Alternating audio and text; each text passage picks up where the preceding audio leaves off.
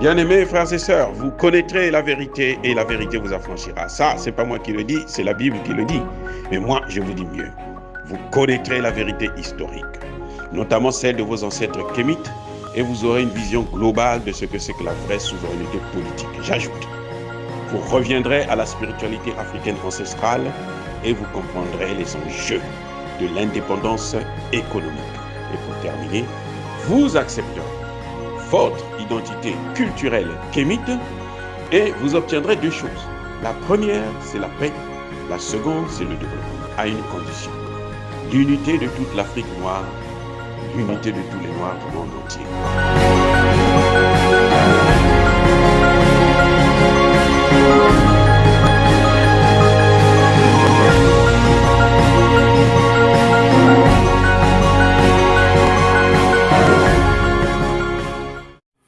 Otep à tous, bienvenue sur la chaîne des panafricanistes, par essence, par conviction, par excellence. Celle des citoyens kémites par nécessité et obligation de combat. Nous sommes une chaîne qui n'est guidée que par nos ancêtres, et rien que par les ancêtres qui appartiennent à l'égrégore du monde noir. Par conséquent, nous ne croyons en aucun Dieu venu de l'étranger. Toutefois, cette vidéo n'est aucunement destinée à inciter à la haine ou à la violence, car nous menons un combat qui est d'abord et avant tout spirituel, intellectuel et démocratique. Ensuite, il est politique, géopolitique et géostratégique contre l'impérialisme, le colonialisme, le néocolonialisme et l'endocoloniat, qui sont tous qualifiés de crimes contre l'humanité. Nous menons ce combat sur la base du principe fondamental que nous avons hérité de nos ancêtres kémites, qui est celui de la Mahat, c'est-à-dire solidarité, vérité et justice. Vous êtes donc en droit de connaître la vérité. Et nous avons l'obligation de vous dire la vérité, rien que la vérité, afin que justice soit rendue au continent africain. Et ça, c'est notre modeste contribution dans cette noble lutte en faveur de la souveraineté, la dignité, la solidarité et l'unité africaine. Ça, c'est ce que nous appelons le panafricanisme. Bien-aimés frères et sœurs, le capitaine Traoré a tendance de basculer du côté de l'Occident. Le capitaine Traoré semble être aussi incapable de prendre de bonnes décisions, de suivre la voie qui a été tracée par le peuple, comme l'a fait son prédécesseur Damiba. Pourquoi je dis ça? Pourquoi je me méfie? Pourquoi je m'inquiète, en quelque sorte?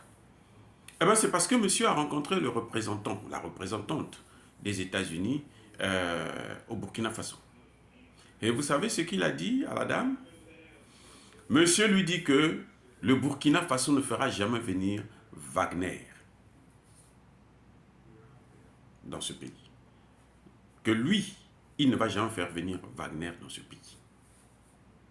Nous savons tous, quand les Occidentaux parlent de Wagner, en fait, ils ne parlent pas d'une société privée, ils parlent de la Russie. Ils ne veulent pas voir la présence de la Russie autour d'eux. Pour eux, l'Afrique leur appartient et ils doivent s'en accaparer. Et c'est ce qu'ils sont en train de faire. C'est pour ça que vous voyez les États-Unis placer des bases militaires. En quoi la crise au Sahel, le terrorisme dans le Sahel, peut être une menace pour les États-Unis, pour la France, pour l'Europe? En quoi? Dites-moi, en quoi? C'est pas possible. On n'est pas... C'est-à-dire que le terrorisme qu'il y a là-bas, là, ça ne menace pas les Européens. Ça ne menace pas les Américains. En rien du tout, je vous garantis. Il n'y a rien qui peut faire à ce qu'eux puissent s'inquiéter que le terrorisme se développe dans nos pays. Je ne veux pas aller plus loin pour dire que ce sont eux qui ont amené le terrorisme là. Ce sont eux qui contrôlent le terrorisme, ce sont eux qui maîtrisent ce terrorisme là pour nous déstabiliser. C'est ce qu'on appelle le chaos maîtrisé. Donc, vous voyez, lorsque le capitaine prend de telles dispositions, ça n'a aucun sens. Je dis bien aucun sens. Quand vous écoutez son premier ministre, c'est même pas la peine, lui il plane. Il vient d'arriver, mais il plane. Son gouvernement, il a pris au moins 6 ministres de Damiba. 6. Au Burkina Faso, là. On a cherché des gens qui peuvent gouverner, qui peuvent rentrer dans ce gouvernement-là. On n'en a pas trouvé. Il a pris 6 ministres de Damiba. Mais pourquoi avoir enlevé Damiba? C'était seulement pour prendre sa place? Eh bien, il fallait qu'il enlève Damiba et qu'il reconduise le même gouvernement. C'est tout. Il a pris un Premier ministre qui vient, qui vous parle des objectifs tracés par le président et ne vous parle pas de la sécurité. Il veut parler de l'économie, il veut parler du social. Écoutez, il n'y aura pas de règlement des problèmes économiques ou sociaux s'il n'y a pas la sécurité. C'est un leurre. Ceux qui vous disent ça, même si ce sont, je ne sais pas quel économiste, c'est faux. Je dis, c'est faux et archi faux. Vous allez faire quelle économie, quel business, quel commerce à Djibo qui est occupé? Vous allez faire quel commerce sur un territoire occupé? Vous allez faire quel commerce? Quelle économie vous allez développer? Quels services sociaux vous allez développer? C'est ça, c'est-à-dire que on a fait croire qu'au Mali, pour régler le problème contre le terrorisme, il faut qu'il y ait, que ce soit accompagné du développement économique. Non. Aucun investisseur sérieux ne va venir, sauf les Occidentaux, puisqu'ils savent qu'eux, ils maîtrisent les djihadistes. Ce sont eux qui les ont amenés là. Donc, ce sont leurs partenaires dans la destruction, la déstabilisation du continent africain. Donc, eux, ils peuvent venir faire le business. Mais quand ils viennent dans ces circonstances-là, l'État ne contrôle rien, ils viennent pour piller. Donc, si le Premier ministre, Maître Apollinaire, veut être sérieux, qu'il arrête de nous parler de Sankara d'abord. Parce que les circonstances de Sankara, ce n'étaient pas les circonstances d'aujourd'hui. Sankara n'était pas président dans un pays occupé, à 40%, sinon plus. Sankara n'était pas président dans un pays où les écoles, plus de 2000 écoles ont fermé. Plus de 2 millions d'enfants sont à la traîne à la maison. Sankara était dans un pays stable, où il y avait la sécurité. Donc il pouvait se concentrer sur les problèmes économiques et sociaux. Donc M. Apollinaire ne doit pas venir nous faire croire que non, nous on aime Sankara. Et il pense que parce qu'on aime Sankara, donc quand il va se prononcer un sankariste plutôt, alors on va oublier la sécurité, on va continuer à danser, boire je sais pas moi, comment on appelle ça là, le chapalo. Non, soyons sérieux, soyons sérieux. Le problème du Burkina Faso, c'est exactement le même problème qu'il y a au Mali. Nous avons des hommes, c'est pas parce que, voilà, ils recrutent 50 000 jeunes, très bien. Mais il va les équiper avec quoi? Ils croient que c'est l'armée américaine, ce sont les Américains qui vont les équiper, ou bien c'est encore les Français qui vont leur donner 2 hélicoptères pour de temps en temps essayer de divertir la masse? Non.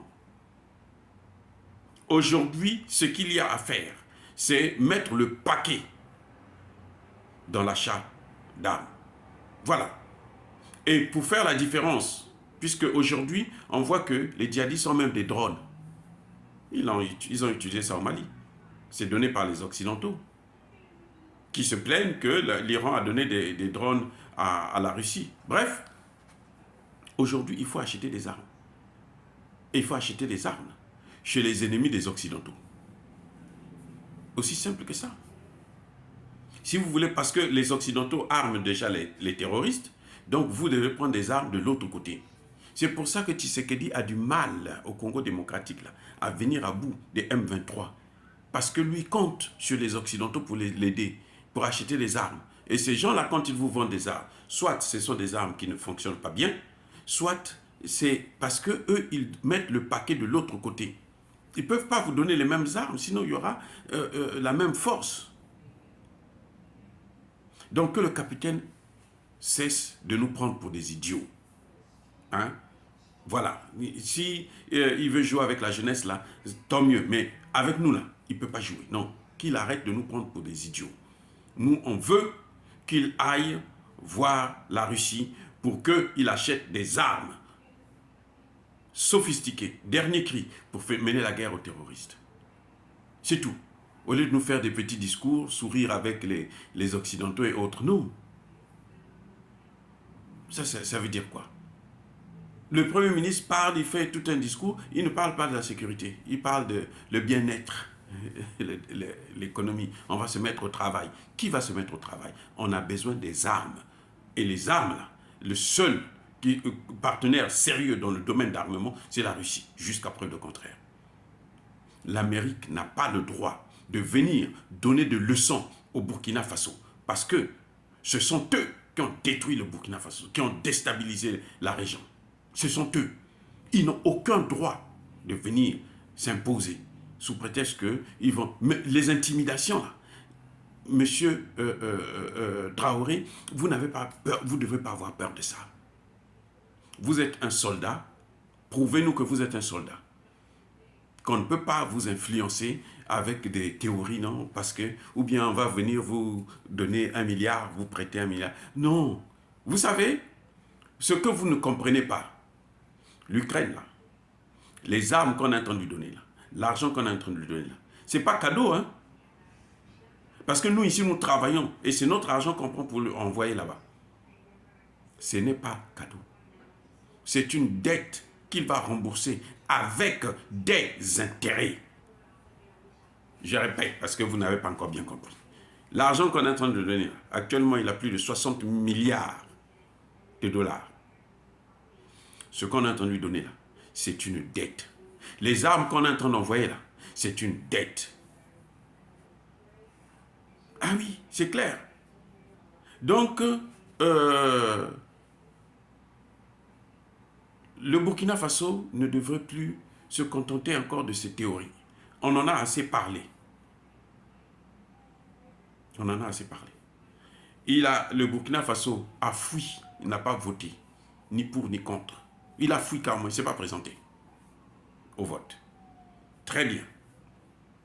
On comprend, on peut comprendre ça. Mais nous, ce que nous demandons aujourd'hui, et c'est pour ça que vous avez vu que la population est encore sortie ce vendredi, c'est à cause de ça. C'est à cause de ces hésitations-là. C'est à cause de ce qu'il a dit aux représentants, à la représentante américaine. C'est pour ça que les gens ont sorti encore le drapeau russe pour rappeler à Traoré et à son gouvernement apollinaire que nous, ce que nous voulons, c'est la présence des Russes. Qu'on les appelle Wagner ou pas, mais nous voulons la présence des Russes. Nous voulons que vous achetez des armes chez les Russes. L'Afrique n'appartient pas aux Occidentaux. Les Occidentaux ont eu 60 ans pour ne prendre que depuis la date des indépendances. 62 ans maintenant. Donc, pendant près de 60 ans là, ils n'ont fait que martyriser le pays.